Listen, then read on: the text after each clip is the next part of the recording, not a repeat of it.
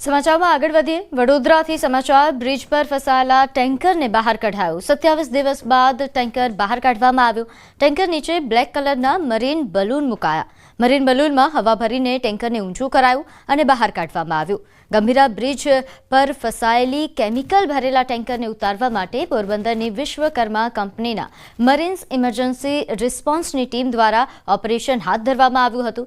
સૌપ્રથમ બ્રિજના તૂટેલા ભાગ અને ટેન્કર વચ્ચે કેપ્સ્યુલ મૂકીને તેમાં હવા ભરવામાં આવી, જેથી ટેન્કર એ બ્રિજને સમતોલ થઈ ગયું અને આ દરમિયાન સ્ટ્રેઇન જેકનો ઉપયોગ કરીને ટેન્કરને પકડી રાખવામાં આવ્યું।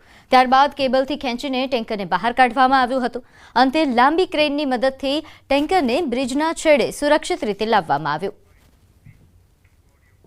દરેક સેફટી એંગલથી પણ બધું બરાબર હતું અને કોઈ પણ સેફટી ઉપર કોમ્પ્રોમાઇઝ કર્યા સિવાય આ કાઢવું શક્ય લાગ્યું એમ તેઓને તો તાત્કાલિક આ બહાર કાઢવામાં આવ્યું અને હવે ટ્રક માલિકને પણ તાત્કાલિક આ ટ્રક સોંપી દેવામાં આવશે। પ્લસ સ્ટ્રક્ચર થોડું વીક હતું, એટલે ચેલેન્જ એ હતી કે અમારે જે કાંઈ ઓપરેશન હતું એ 900 મીટર દૂરથી કરવાનું હતું, કારણ કે હ્યુમન સેફટી પહેલાં અમારું પ્રાયોરિટી છે ને એ જ અમે ફોલો કર્યું છે।